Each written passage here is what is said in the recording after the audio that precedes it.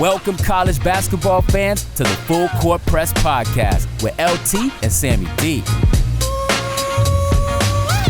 This is the podcast that brings you legendary stories from college basketball's golden era and dives in deep with a current analysis of today's game.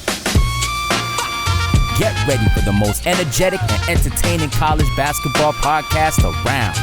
Let's get it.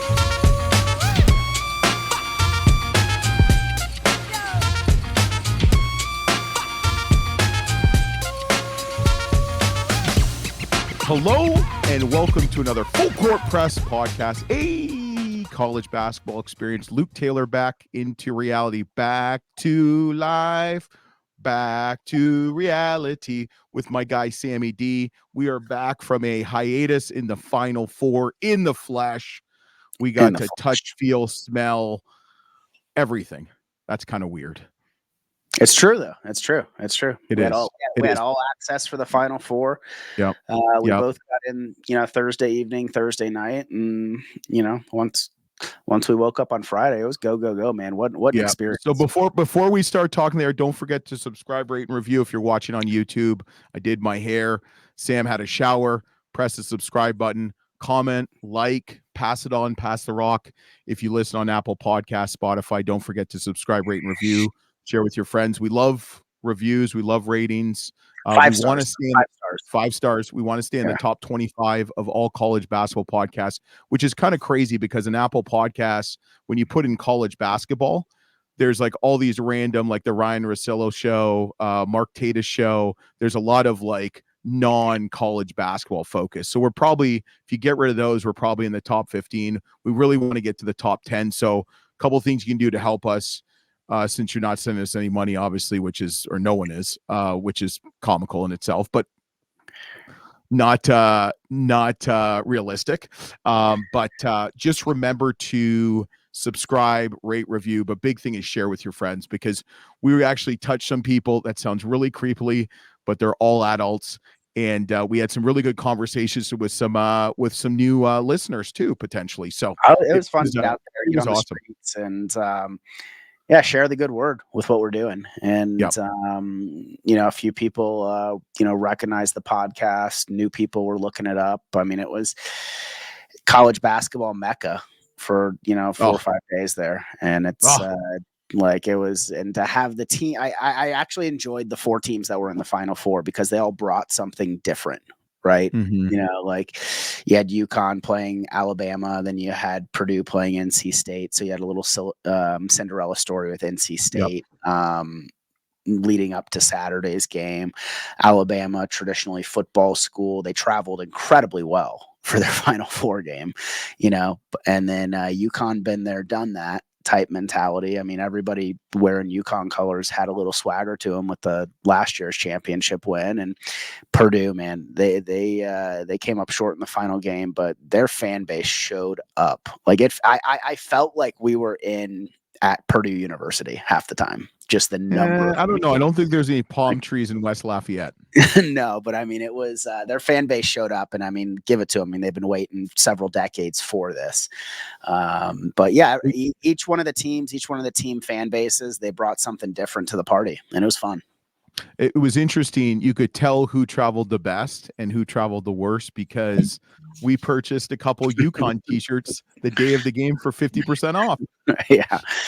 Yeah, it was, UConn apparel was 50% off on Monday, not after the game, like all day Monday, because they were expecting more UConn fans to show up. And like even the student section for UConn, like they had to sell some tickets, right?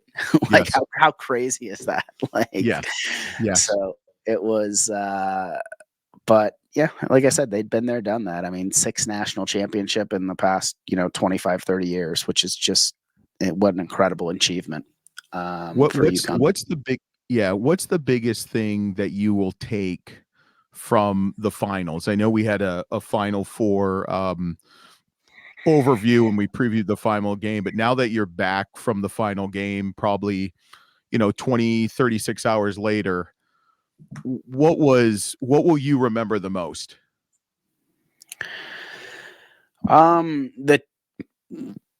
I think it comes down to just, what I flew home yesterday and I was thinking about like our whole first season, right? And, the coaches and the players that we had on there, like they talked about the maturity of teams, like how quickly a team can build team culture, how well the guys get along, and, having that kind of backstage access to seeing how these teams interact behind closed doors, right? The two teams in the finals had the best culture. I felt like the two teams in the finals like showed up as a business trip, right? I want to give Alabama and NC State a lot of credit, but they almost when you saw the enjoyment they had just to be there, right? It was completely different than watching like Purdue and UConn, who were like, well, especially UConn that was there last year and wanted to be back there, and not every team, all 351 teams want to be there. I get it. They all want to be there. You can tell that those were two teams that the first practice of this season, they had a goal to win the national championship, right? They weren't happy just to get there, right? They weren't. So, that's something I'm going to take away probably the most, just seeing how these teams, the players and the coaches like interacted, like in the tunnel, in the locker room, in the press conferences. And like I said earlier, each team brought something different to the party. But those teams were there to win it. They weren't just there to show up, right? And they weren't happy just with their semifinal win, Like Zach Edey wasn't happy all week. I said a Canadian like no Canada. He just looks straight. He didn't smile once all week. Yeah. Give the big guy some credit, man. Like he didn't smile once all week. But he showed up for sure. And I remember like rushing back to the tunnel to get some footage and like potential interviews of guys coming in after the UConn Alabama game, right? And there was no celebration by UConn after that semifinal win. It was like they just like there was no dancing in the locker room or anything like that. It was just like, all right, like let's get our business done post game and head back to the hotel and start watching tape for the finals. Right. And you even look at some of the quotes by UConn's coaching staff, right? Like Luke Murray, assistant coach at UConn, he has been planning for this game for several months with Donovan Clingham. I don't know if you saw that, but it was like they watched film on Zach Edey like 2 or 3 months ago saying, hey, this is probably the team we're going to play either in the Final Four or the championship game. Let's start preparing now. And like it was, and you could tell, right? Like they had a game plan going in and like they had a couple different options and on how to match up against Zach Edey. And Clingham said, hey, I've watched enough tape. I want to go one-on-one with him, and I want to see how that goes. I want to see how I can play against him. And I thought the UConn coaching staff was by far head and shoulders above everybody else there. And there was even with access to like Coach Hurley, he would be in the press conference, then go in the hallway and give 10, 15 minutes. I was able to get a couple questions in. Yep. Which is remarkable. Painter was really good too. I was impressed. I've never really watched Coach Painter in a press conference. Yeah. He's good. Very well polished. Yeah. He's not as it's different. Like Hurley's comical. Painter's comical too, but more in a drier sense, I want to say. But Painter's really very well polished. You can tell he is very relaxed, right? Like I watched the press conferences in Painter's Sweet 16 and Elite 8 games. There was still a little tension there. I felt like getting to the Final Four for Painter was a massive achievement, that he just looked more relaxed at the Final Four than previous rounds because he was sitting down in the championship game. He had his little stool. Yeah, had a stool out there on the sideline, just very, very relaxed. And like you said, very, very polished with the, he knew he was meant to be on that stage. And it was fun. What about you? What are some of the things that, you'll remember? The food was better than the first and second rounds. It should be. For the media, the food was much better. No, I would say just the sheer walking into the Final Four right before tip-off. and just looking around and realizing there's that many people there, and just the noise, the buzz, 74,000 people watching a basketball game. the energy. I mean, it was remarkable. And then to be on the court with the confetti and getting interviews. I mean, I was able to get some, you were able to get some really good shots. I almost got Bill Murray for an interview. I was kind of pissed about that, but I got Coach Hurley Sr. I got Mrs. Hurley, Coach Hurley's wife, Danny Hurley's wife. I think it's Andrea. That's going to go on. I was able to, I almost got Ray Allen. He was being interviewed for 45 minutes. I just couldn't get in there. You talked to some big names just all weekend. Yeah. Rip Hamilton, which was cool. Okafor. Yeah. Who else did I had? Okafor. Khalid El Hameen. Yeah. The old point guard. And they were awesome. This is after the championship game. On the floor. Yeah, on the floor. And it's like, I think you and I looked at each other. We're like, I don't know if we're like supposed to be here. Yeah, like that's I mean, it was a surreal experience, but just all weekend. I mean, you got to talk to Doug Collins, getting into the Hall of Fame, Chauncey Billups, we got to, Vince Carter. Like, I mean, it's the whole weekend was just, I mean, as a basketball fan, our entire lives, like just what an opportunity. I met Charles Barkley twice. You know what? Twice we met Shaq. Yeah, but this way, you know why I got a second photo with Barkley? Because you didn't smile in the first one. Well, my kids were annoyed I didn't smile. Everybody was annoyed you didn't smile. I mean, my brother took this. Well, I was just in shock. Even my brother said, or maybe it was my buddy Mike. He said, the first photo you're probably in just shock and awe. I mean, this was one of my idols growing up. Like I played like Charles Barkley. I mean, he was. I mean, and he's not that much taller than me. I'm 6'2.5". He was probably 6'4", 6'4.5", maybe. And just to be safe, I mean, Jim Nance passed us. Kenny Smith gave me a fist bump. Ernie Johnson, Seth Davis. I mean, we were Drew Brees of like Tubby Smith and Roy Williams and Mark Few, and you talked to Jim Boeheim, right? Like about his days coaching the Big Orange. Yeah, I worked at his the Big Orange basketball camp. Yeah, remember? So you got to talk to him about that. We talked to the head of the NCAA selection committee. Nice chat with him. It was just, it's the who's who of basketball, and it was fun to see all of the alumni players show up, right? Especially from UConn, because those were the teams that are the freshest in everybody's mind. Starting from domination. Yeah, and how many national championships have they won in the last 20 years?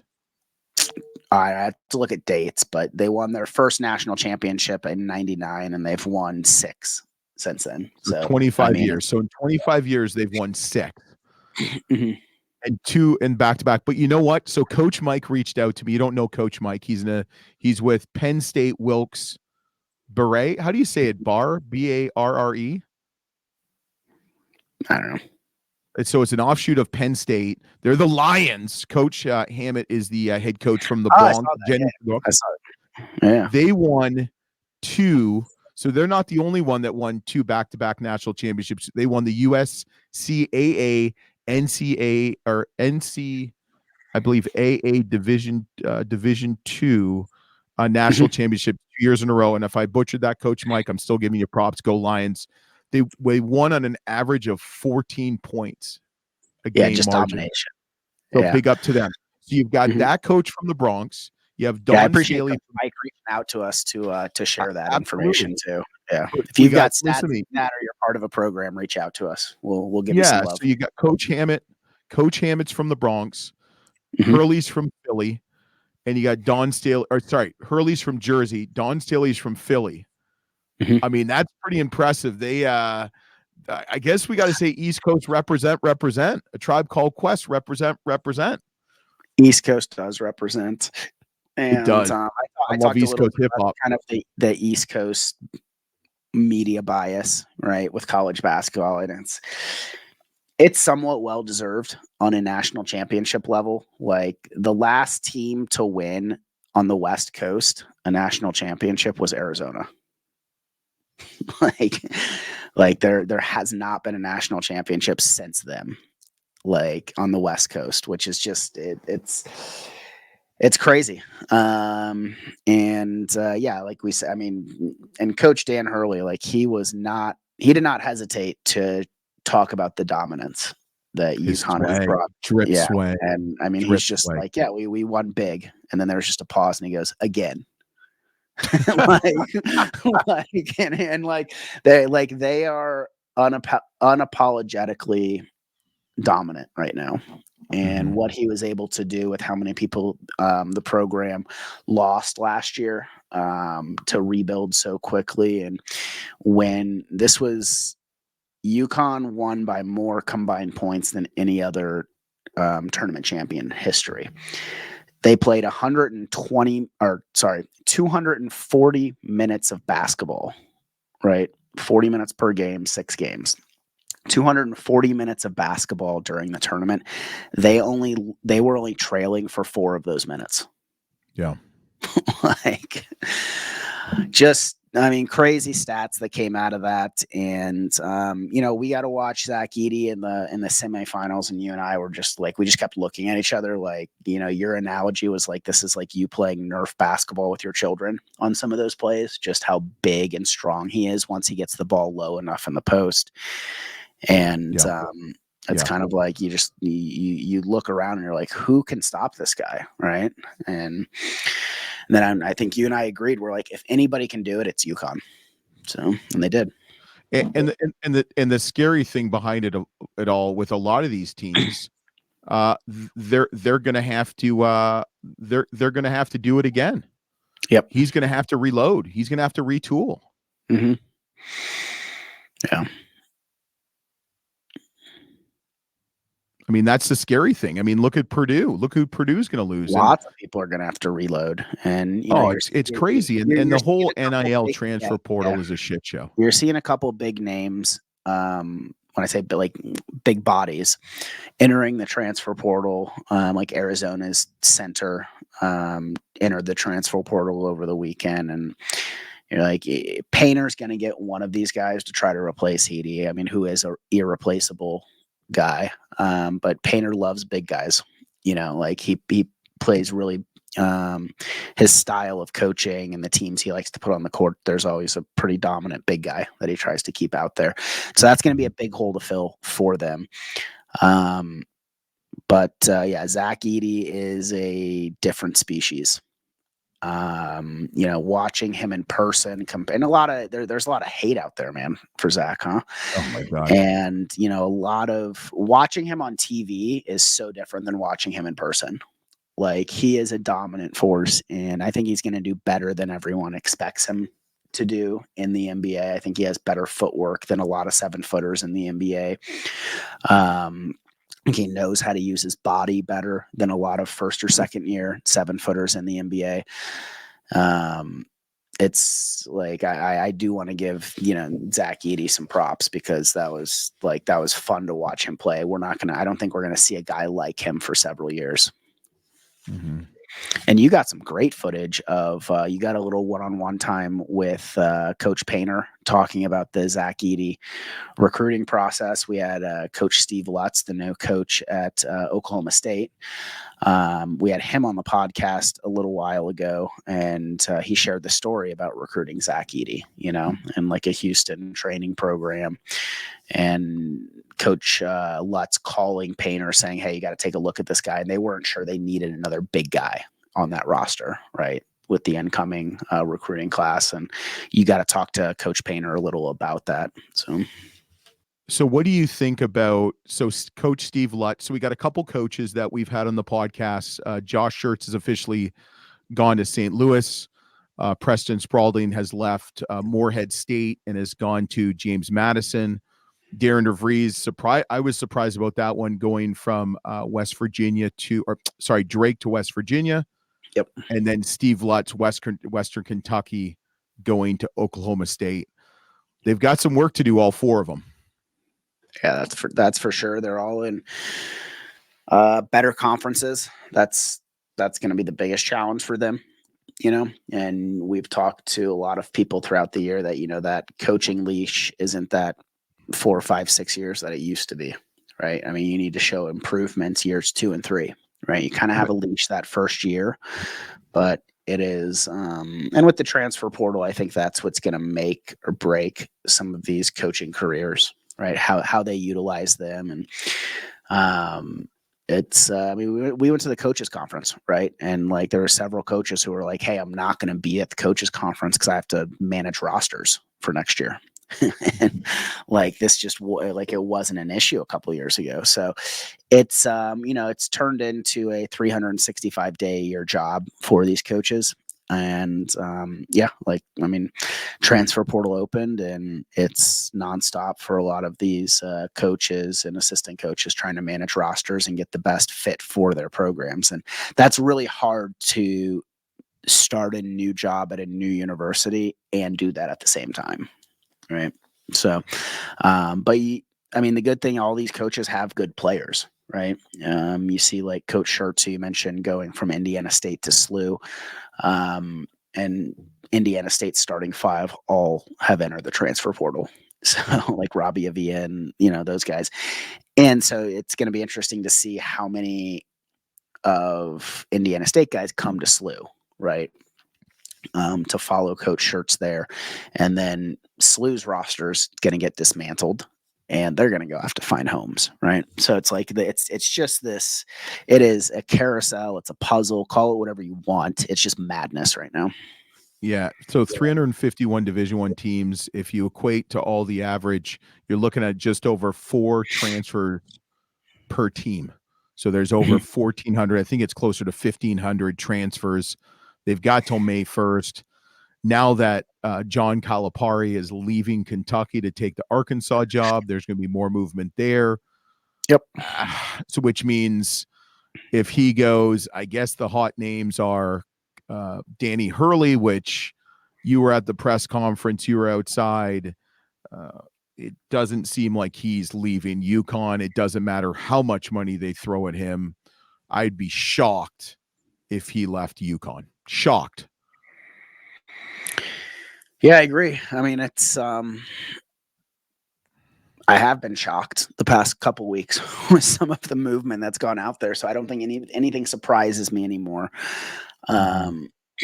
Sunday night, we were finishing up, press conferences and all that kind of stuff, and, uploading some content, and you just said out loud, you're like, oh, there's rumors of Calipari going to Arkansas. And I was like, it's bullshit. Like, it's just rumors out there and everything like that. And then like we go to sleep, and like the next morning, it's like from reputable sources, it's they're like, yeah, he's finalizing a deal. And I'm like, we know, like, I mean, I don't know. It's like nothing surprises me anymore.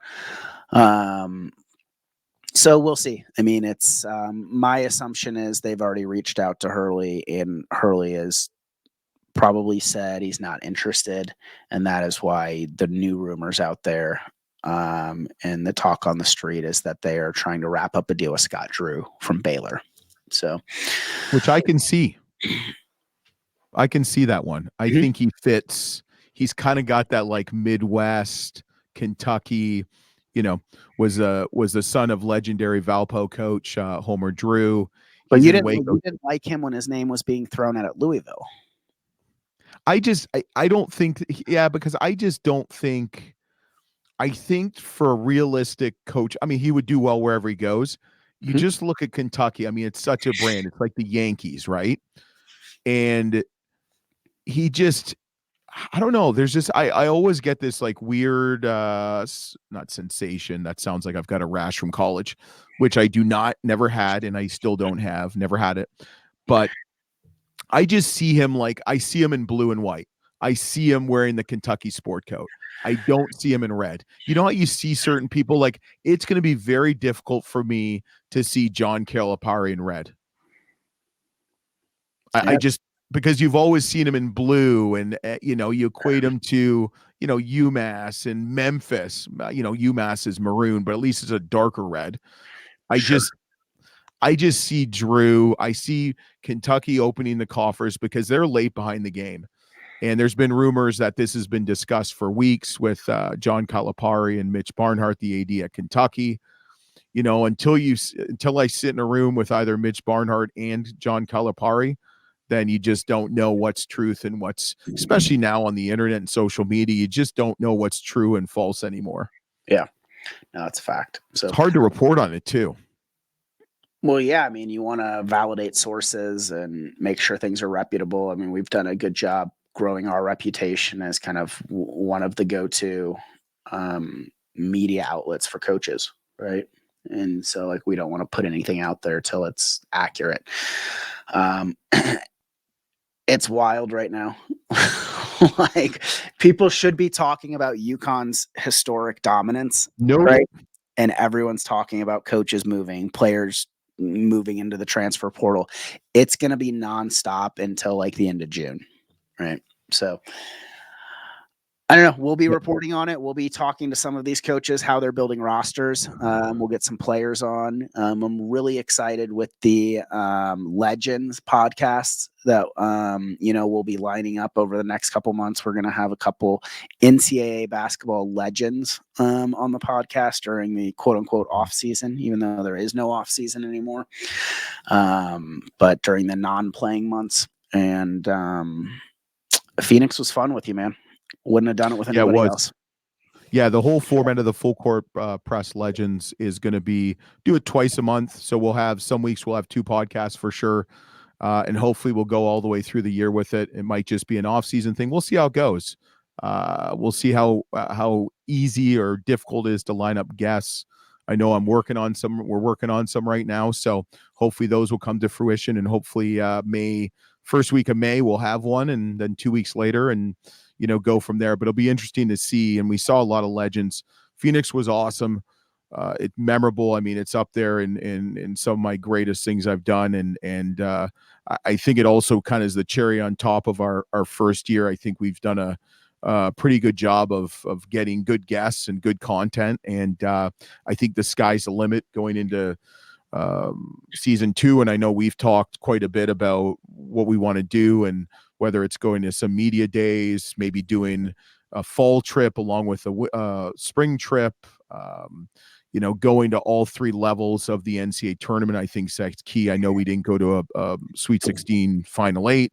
I think that's in the works next year. So, Instagram, we've had some interesting Instagram posts that have got some visceral hate, some positive.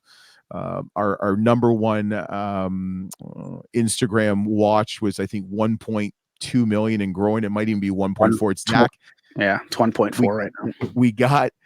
I was standing out. We got this video, or I got it like it's a 7-second video of Zach Edey walking out of the Purdue locker room with his mom, and like coming out the door and going right to a press conference. And put some music. I put some Drake, being Canadian.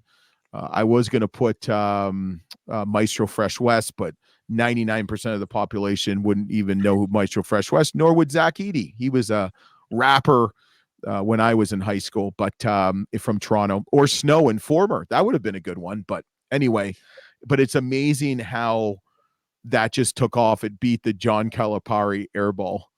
One, and maybe I'll post it again at his press conference with the other coaches, and it'll be interesting to see. DePaul, we had a really good interview with Dwayne Peavy, the head man at DePaul, the athletic director. We met the Evansville president. We got to have the Purple Aces on. Hopefully, we met the president of Evansville. He was shooting hoops on the final floor. Yeah, we met him. Got a nice photo of the trophy. On the court. Real nice guy. Cool. Yeah, real nice guy. So Sammy, it's been good, man. It's we just got to keep it rolling, and don't forget to subscribe, rate, and review. Like I said earlier, whether it's YouTube on this channel, if you're watching it, whether it's Apple Podcasts, Spotify, wherever you can rate, review. It's really easy to share. It's a text, it's a phone call, it's talking to your buddies after basketball. Like we'll shout you guys out for 5-star reviews. Like, we appreciate the love. I mean, we started this because we love the game. We started with 0 people, and we're at 6. No, we started our first post got like 0 views, and a couple months later. No, it got 2, you and me. One for me, one for you, and I think your wife, so 3. A few months later, we're reaching millions of people every month, according to our metrics, which is it's incredible. So we love you guys. We appreciate that you love us. Give us ideas, give us questions. Shoot it to lt@thefullcourtpresspodcast.com or hit us up on any of our social media. Just send a direct message, and we'll show you some love. We appreciate y'all. Yeah, and what I will tell you is we don't sleep in May. I hate that comment because here's the problem. I got 3 kids under the age of 14 and a half, 15. I have a 4-year-old, man. I mean, you know how it is. So this whole sleep in May, I mean, we are the only college basketball podcast 52 weeks of the year. Yep.